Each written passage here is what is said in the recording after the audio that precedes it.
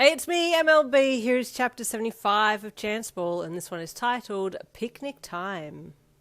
Okay, baby, you go do that, Dabi said a little dismissively as he started to rummage through the fridge for food items. Daddy? She asked. Yeah? He stopped and looked at her. You need to listen when I'm talking, she said in her most stern voice. He stared at her and waited, and she just stared back at him. Okay, he replied. You good? Yes. She stayed with a firm head nod, then turned and walked off to go and set up the picnic. Dabi watched her go, but then cracked a half smile and shook his head. Only two, but damn, she's like her mum, he thought with amusement. After making a very makeshift lunch, he placed the sandwiches and chopped up fruit on plates and then called out for Koemi to come and help him. Baby, lunch is ready, he hollered at the top of his lungs. Just wait, her little voice screamed back. I'm busy. Busy? He asked himself with surprise. The hell? She's two. What can she be busy with? Curiously, he approached the stairs with all the food and other things, and then started walking up. And from her room he could hear her jabbering away to someone. Baby, he called again. Oh, I'll be back, she said to whoever she was talking to, as he got to the top of the stairs, and she walked out of her room. Who are you talking to? He asked. My toys, she replied nonchalantly. Your toys? Mm-hmm, she hummed, turning around to walk back into the room with him behind. Everybody's ready on a picnic. Dabi looked up, and there on the floor was a blanket set up with her teacup set and wawa ball, 2 teddies, and a container of walnuts that he'd been looking for the past week and had blamed you for eating them all. Everyone is here, she announced happily, spreading her arms wide to extend the happiness to the present company on the blanket. The walnuts ready? Dabi asked, jerking his chin towards the container. That's Mr. Foods, Koemi said, almost offended by the name that Dabi had called them by. Oh, he replied. You need to say hello, she then added, waiting for Dabi to greet the container of walnuts. Sup, Mrs. Foods, he said to the container of walnuts. She asked what you made for lunch, Koemi said to Dabi, looking up at him expectantly with her large grey eyes. Sandwiches and stuff, Dabi said as he bent down and placed the tray of food in the middle of the blanket. Yummy, Koemi said, and sat down happily between the wobble ball and one of the teddies. You want to hand the food out? Dabi asked her as he sat down next to the container of walnuts and promptly bopped it on the head with his knee as he sat cross-legged. Daddy! Koemi gasped with horror. Say sorry, you hurt Mrs. Foods. Oh, sorry, Dabi said blandly to the mute container of walnuts. No, Daddy, you say sorry and mean it, she chided with one finger raised in warning. Sorry, I mean it, Dabi again said blandly to the walnut container. Good, Koemi nodded her head at the satisfactory answer. Now, Mrs. Rainey, here's a bread for you. She picked up a sandwich with her fingers and plopped it down on the blanket in front of the bear beside her. Mrs. Rainey? Dabi asked curiously. Why is she Mrs. Rainey? Because Mummy got her wet when she forgot her umbrella. Her what? Dabi asked. Her umbrella. What? Umbrella! Koemi shouted, starting to get more annoyed that her daddy wasn't getting it. What the fruit cake is an umbrella? A umbrella! A umbrella! Koemi tried and tried, but the poor girl just couldn't say it right. What colour is it? Dabi asked, hoping the colour would help him understand what the hell she was trying to say. It's black, Daddy, and you use it too. It's the big one you open and stops the rain from getting on us. Umbrella? Dabi offered. Yes, umbrella, she replied. No, baby. Say Brr. Brr. Ella, he finished. Ella, she said firmly. Brr. Ella, he said slowly. umbrella, she said, messing it up and then bursting into tears. Baby, he said with a chuckle. Don't laugh on me, she wailed, covering her face with her little hands while she cried. You know what? I prefer Humblower. Umbrella is a stupid name anyway. I'm going to call it Humblower, he said firmly, and I'm Daddy, so I can do what I like. She stopped crying and looked at him. Are you being true? She asked, wiping her eyes quickly. Yeah, I'm being true, he said back. It's now Humblower. She smiled and wiped her nose on her sleeve, and then reached for another sandwich with her hands, and Dabi quickly removed the food. Hey, whoa, grubby hands. You just wiped boogers all over your hand. You better go wash them off, he said. Come on, let's wash them, then we can come back and eat. It had been a good day. You had missed your little girl at training, but at the same time, it was nice to be able to praise the other kids without feeling her jealous eyes on you.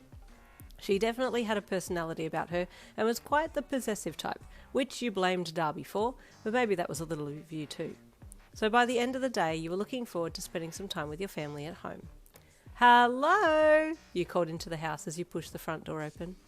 "Mummy!" Koemi's little voice screeched with excitement from her room, and you grinned when you saw her run to the stairs and barrel her way down. "Hey!" you chuckled as she threw herself into your arms. "How was your day? Did you have fun with Daddy?" "Daddy's in jail," she said to you, and you blinked at her a few times trying to figure out if this was just play or had he actually been taken away. It wasn't too far from something that could actually have happened, so you weren't sure. "Is he in jail in the house?" you asked. "Uh-huh, in my bed. That's the jail," she replied, and took your hand in hers to lead you up to her room.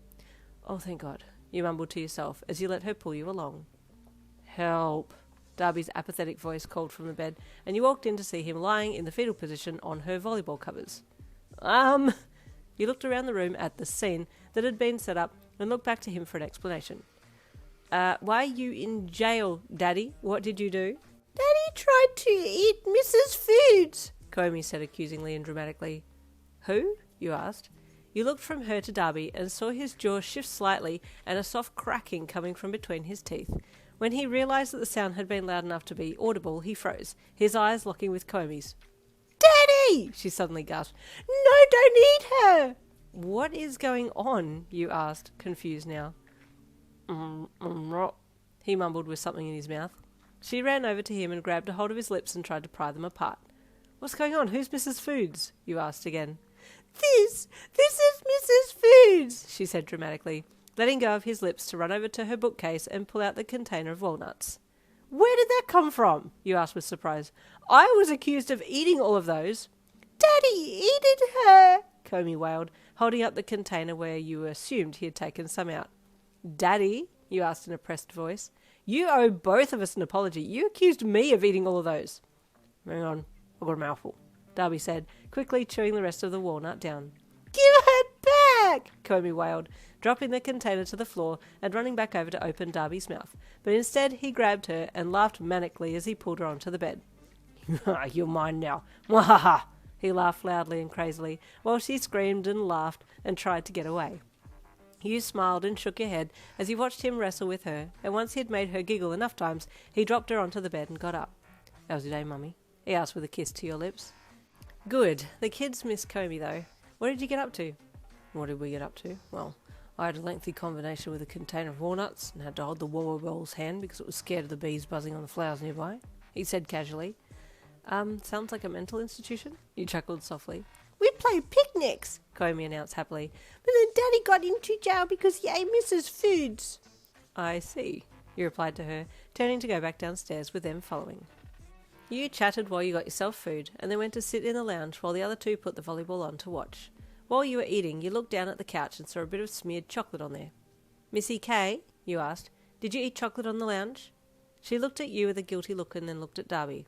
"Daddy said I could," she said softly, throwing him under the metaphorical bus. You looked at him. "Daddy, you know the rules. No eating chocolate on the lounge." "Yeah, but she said I was the boss." You raised an eyebrow at him. "So you let her talk you into it by using your own ego against you?" you asked in an accusing voice. "But I am in charge of this house," he replied defensively, trying to puff his chest out. "Oh, you're damn right you are, so you can go and get a damp cloth and clean this lounge, thank you, sir," you said in a very strict voice. "Okay, Mommy," he said softly, then got up off the couch to get a cloth.